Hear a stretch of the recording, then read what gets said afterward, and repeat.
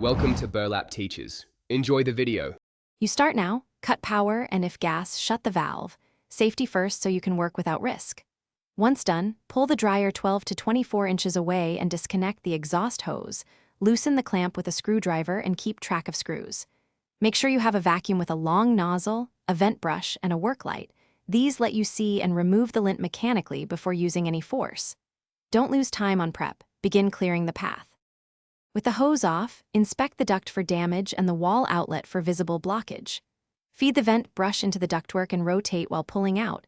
This agitates compacted lint and pet hair. Once you've loosened debris, vacuum from the dryer end and at the wall end to capture what falls out. If the run is long, attach a leaf blower or shop vac in reverse at the wall to push lint toward the dryer. Make sure to seal gaps so dust doesn't escape. Reinstall a rigid or foil duct and fasten with a metal clamp.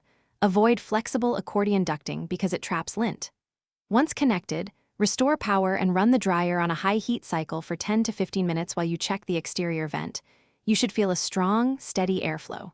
If airflow is weak or the exterior hood won't open, stop, turn off power, and recheck the duct and hood for stubborn blockages. If problems persist, call a professional duct cleaner.